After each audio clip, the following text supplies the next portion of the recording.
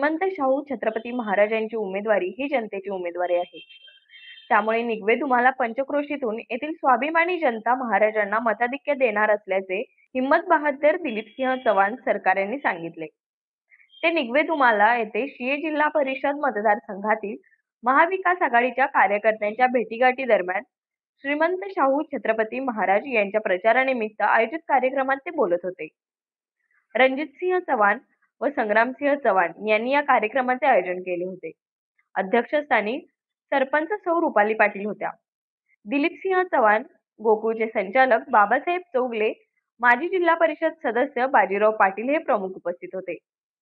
यावेळी महाविकास आघाडीच्या कार्यकर्त्यांना संबोधित करताना श्रीमंत शाहू छत्रपती महाराज म्हणाले, सध्या महाराष्ट्रासह देशात राजकीय अस्थिरता निर्माण झाली आहे. देशाची वाटचाल सध्या एकाधिकारशाहीकडे सुरू आहे. एकाधिकारशाहीची वाट हुकुमशाहीकडे जाऊ शकते. परिणामी लोकशाही धोक्यात येऊ शकते.